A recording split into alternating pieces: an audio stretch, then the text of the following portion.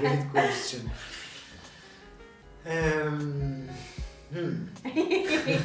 On the spot. No, just I was inspired to do a podcast when I was actually at a personal development course held by Rob Moore, which I mentioned earlier, and one of the things that he does is podcasting. So the way he was presenting it and the possibilities made me really want to start a podcast. It really resonated with me. So I got back home, and after a week or a couple of weeks, I got the equipment because I knew what to buy. And then I bought the equipment, and I had the equipment there for a few months because I didn't know what to do. Podcast, yes, what kind of content to put in. And at some point I was participating in a mastermind group, and one of the other people on the mastermind, it was an online mastermind group. Okay. So one of the other people, which I didn't know very well, was a guy called Paul Greg Smith, and we started, during the mastermind, we were talking about personal development. Between us, we started engaging in a conversation, and one of the other guys in the mastermind said, "Do you know that you two sound very entertaining when you talk about those things? You're very passionate about it. Have you ever thought of doing a podcast together?" And that was it. So that was the idea for the Personal Development Essentials podcast.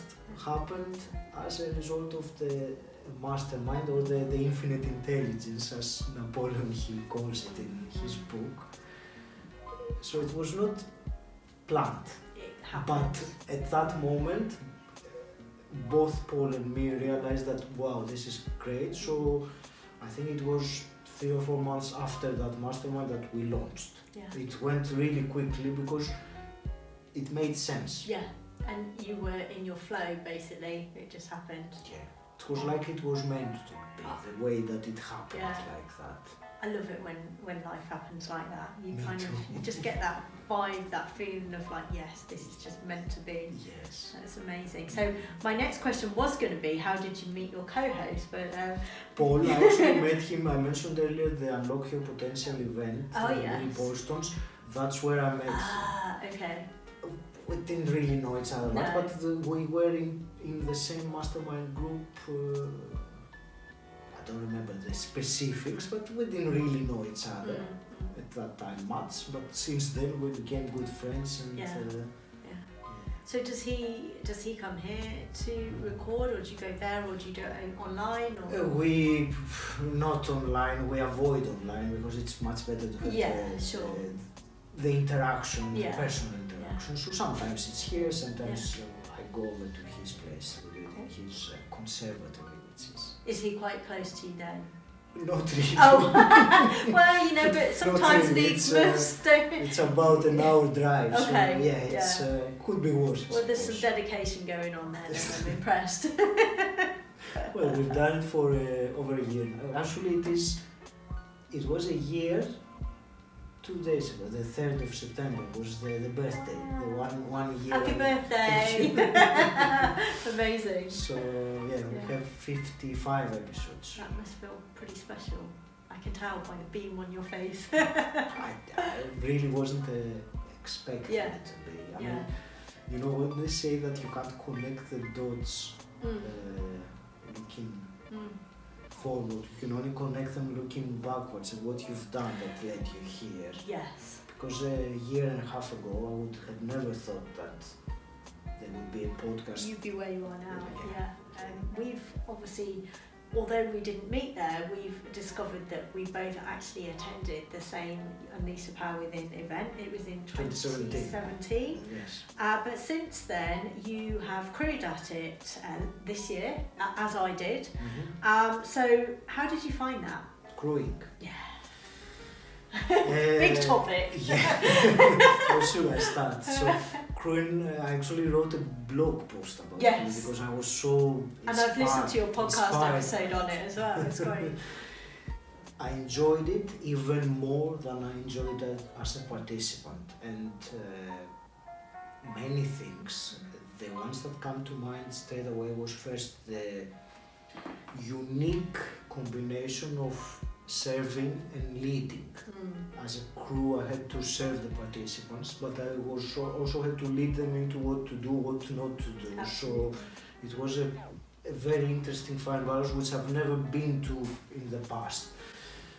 The fact that I was volunteering to contribute to this transformation of how many were there, 12, 13, 14,000 people, something like that. It was. So I played a little role in that as well. That gives me the satisfaction because I've been to the UPW, I've been as a participant and my life changed.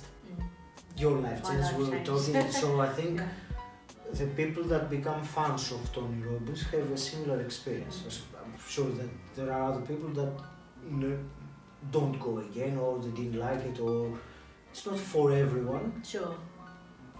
I would say it's for most, yes. But I'm sure that there are people that their own personal circumstances or maybe their blocks or some limiting beliefs really hold them back from participating. Because once you participate there and you go all out, then it's much easier. But if you are held back and say, no, I can't do that, I can't massage a stranger's shoulders, I don't want to do that.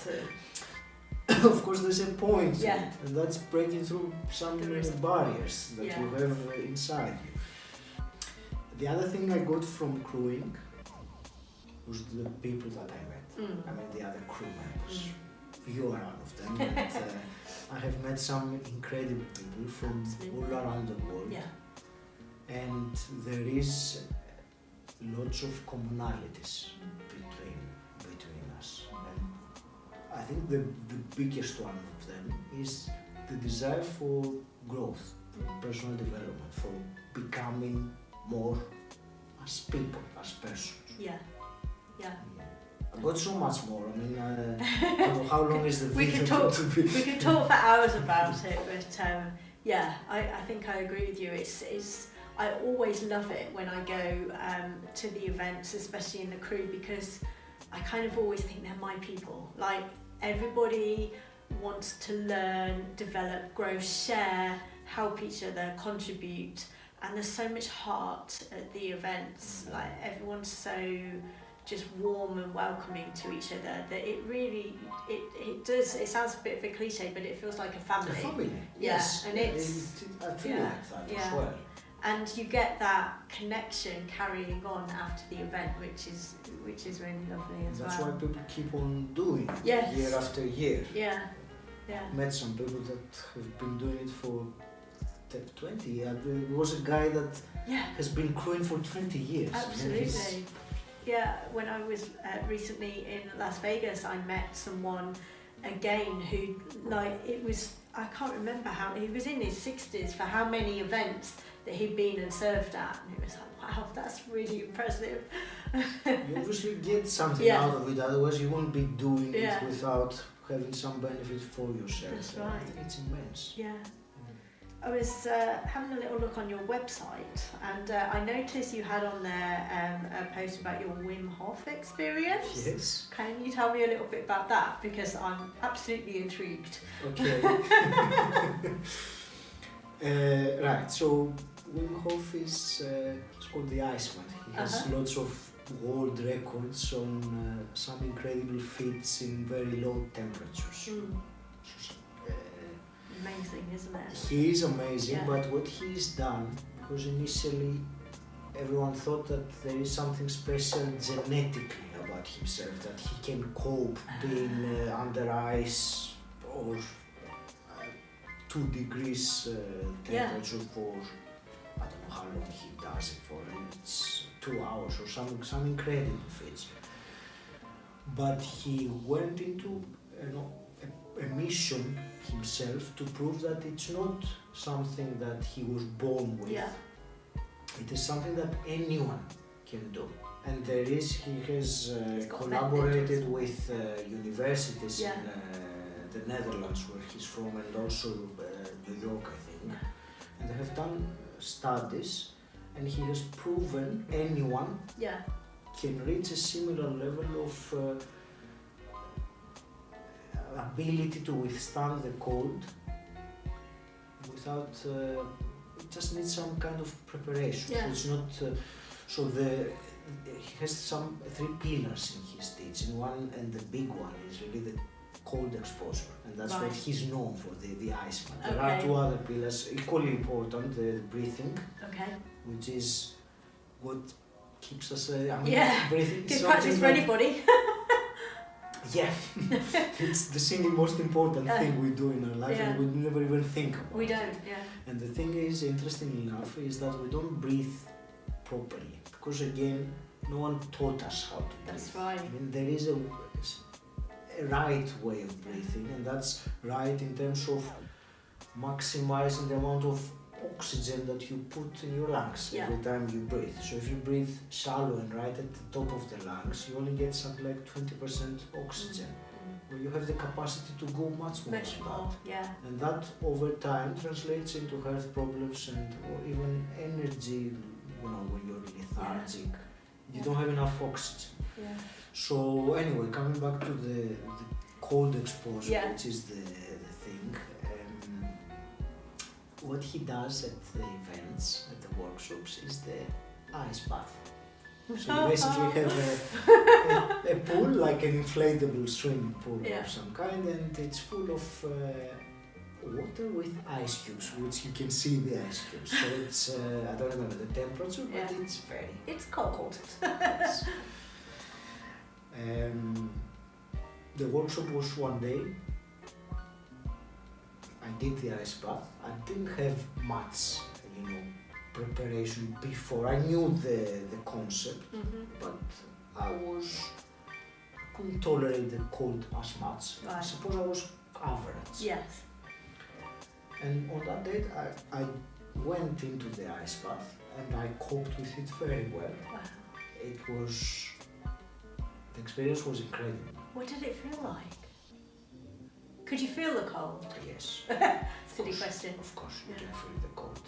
But the preparation was twofold. One was with breathing, because with your breathing you can control your reaction to the cold. Once you understand that you're not going to be harmed by the cold, and he presented scientific evidence that you're not going to, he actually, that phrase that parents say to their children, put your coat on, it's cold outside. You're going to catch a cold. Yes. He actually says the opposite, take your coat off, it's cold outside. He says that the cold is your friend. Wow. Oh, yeah. So, and it's backed by science. It's, it's something that anyone interested should look him up. It's, he has found the ways to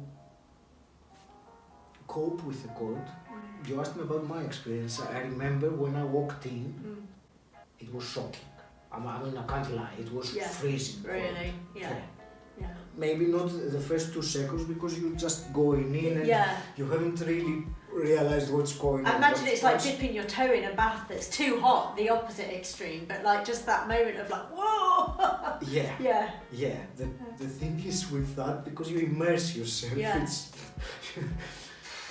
so after 2 or 3 seconds, I started realizing what was going on, and the panic mode started kicking in. But because we had done the training and because there were crew around there, they noticed me straight away and told me, start breathing the way that we had practiced for 2 hours before. Once I'd done that, it was easy. I would just... sometimes I find it difficult to describe, because the experience, you can translate it in your mind, and that I think makes the whole difference in different ways. So your mind will decide if being there in the water is something painful, really bad. I want to get out of here. I'm going to, get pneumonia or something. Or that this is great what I'm doing, I will enjoy it, I will become healthier. It's all in here. It's all in your head. So once you shift that, it's easy. I remember they told us that you have two ways of being in that pool. It was for 2 minutes. One is to brave it and say, it's 2 minutes, I can do it, and use all your willpower and fight it for 2 minutes, which is the wrong way, because nothing good is going to come out of it. You're going to get into panic, and when you do panic, your body will secrete chemicals. There will be a reaction in your body, and that can lead to illness or things like that. Yeah. But if you're calm and embrace the experience, then it's actually it's a positive thing. Yes. Wow, it's fascinating, and it's interesting. You should do it. I know. I'm a redhead, and redheads actually feel temperature differences. Really, that's my excuse anyway. So I'm really bad with the cold, like really bad with it. But I was going to say it's really interesting hearing you talk about it, because I'm just reflecting on the fact that you've been to 2 events, one of which, as part of it, you walk on hot coals or fire, and the other one you go and freeze yourself. So how do the 2 compare? It is crazy. It sounds like you're a bit of a crazy man. Just joking. I've walked on the hot coals 3 times now, so I can't speak. But I mean, how do the 2 compare? Or are there any comparisons between the 2? Would you say? I think the only comparison is the inner dialogue before you do it. Yeah. With the hot coals, because it was like walking from one side from one end to the other, only lasts 3 seconds, 4 seconds. It's not. So I can't really remember much, so it just happened very quickly. I did it twice. Yeah. The ice bath, I remember it more intensely, maybe because it was 2 minutes. Yes. And maybe because, to be honest, with the firewalk, I didn't feel much. I don't know if you felt the You don't have the opportunity. Oh no, certainly not. I Because that's the point, isn't it? You're not supposed to But feel with the cold, I felt the cold. Yeah. You can't not feel the cold. No. It's freezing there. Yeah. But once you accept it, I was saying that there are 2 ways to go through that. One is to fight it for 2 minutes, and the other one is to behave and have the mindset of, I'm going to be here all day.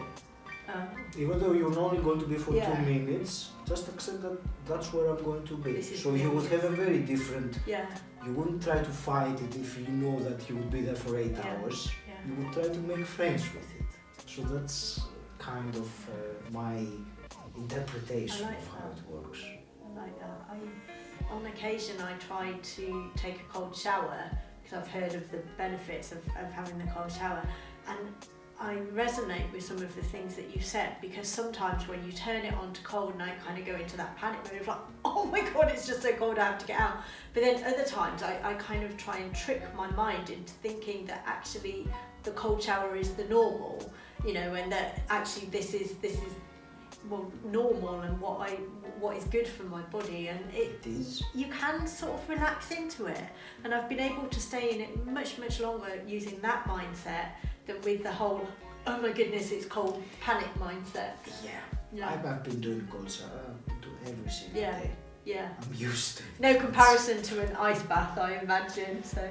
No, I think with the shower, it's because it's in areas of your body. Yeah. It's different. You kind of have more control. The ice bath, you're in it. You're in it, and that's it. Yeah. It is invigorating though, and as much as it's not always that pleasant in the moment, when I get out, I always feel really alive and fired up and ready to go. So. Tony Robbins does it every morning. Yeah, he's got a plunge pool, I think. Is that like I remember he said that there hasn't been a single day in his life that he said that, I'm looking forward to it. Yeah, that's right. But once he's out of it, he always feels grateful that he's done it. That's right, he says it's about the way that you feel afterwards. That's it, Yeah. Amazing.